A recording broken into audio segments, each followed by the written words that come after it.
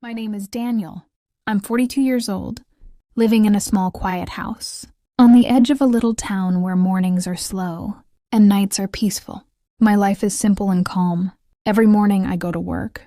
Every evening I come back home to my son, Leo. He's 14 now, smart, kind, and full of energy. He's the reason I wake up each day with purpose. After my wife, Clara, passed away 4 years ago, Leo became my whole world. Losing her was the hardest thing I've ever faced. She was my partner, my best friend, my peace. We shared laughter, dreams, and quiet moments that made life beautiful. When she was gone, everything felt empty. Just me and Leo trying to rebuild from pieces of pain. Being a single father isn't easy, but Leo's smile makes every struggle worth it. He's my strength. I have a younger brother named Adam. He's been a wonderful uncle to Leo. Always present, always kind. Every weekend he visits us with gifts and laughter. He plays video games with Leo, takes him out to the park, and listens to his stories with patience and joy.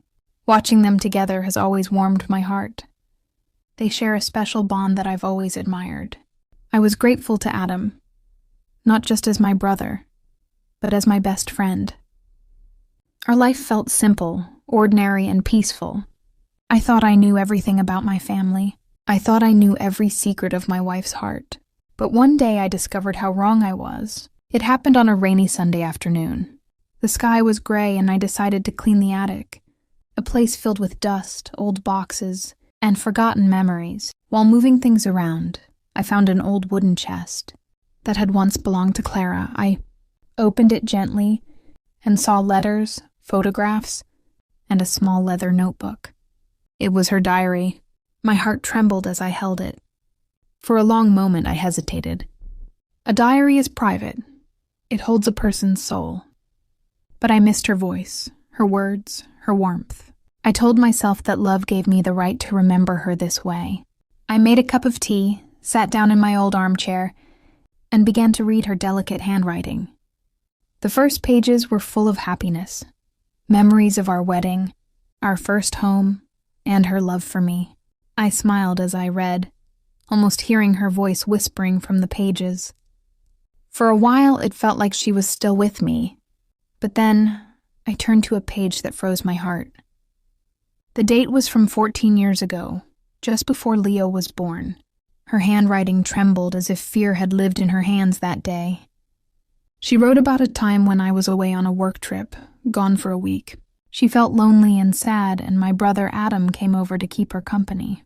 They talked, had dinner, and one night, one terrible, regrettable night, they made a mistake that she could never forgive herself for. From that night, she wrote, Leo was conceived. I dropped the diary. My whole body shook. My breath came fast. It couldn't be true. Not Adam, not Clara, not them. I picked up the book again, hoping I had misread it. But the words didn't change. The truth was right there, cold and merciless.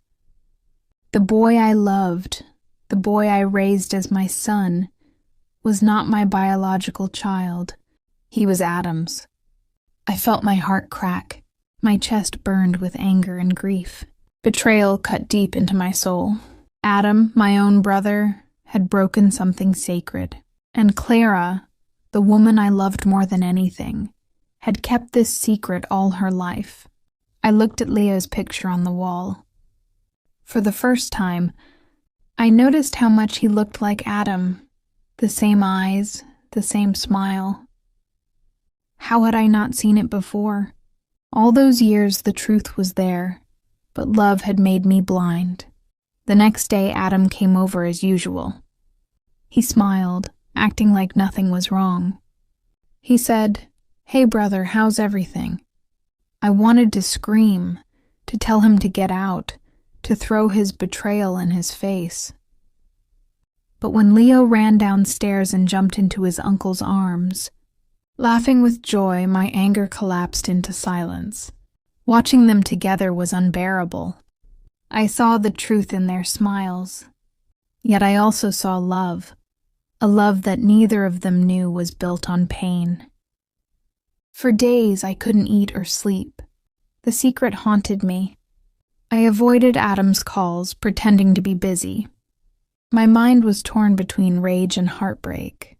I wanted to expose everything, to make Adam suffer, to tell Leo the truth. But then, I looked at my son, the boy who trusted me completely, who saw me as his hero.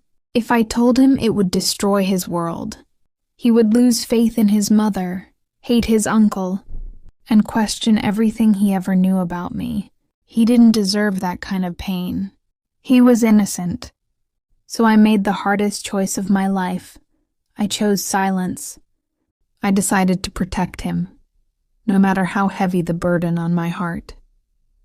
I took Clara's diary and burned it in the fireplace. I watched the pages curl and turn to ash, knowing that even though the paper was gone, the memory would burn inside me forever. A week later, I invited Adam for dinner. He looked surprised but relieved. We ate together while Leo smiled happily between us. Across the table, I looked at Adam. I still saw the man who betrayed me, but I also saw the man who loved my son with all his heart.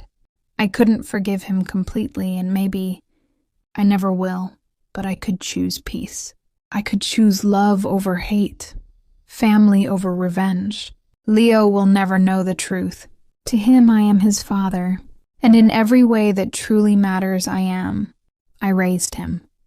I guided him. I loved him with everything I had. That love is real. That bond is real, and I will carry it with me for the rest of my life. Thank you for listening to this story. If you found it meaningful, please like, comment, share, and subscribe to keep learning and growing with me.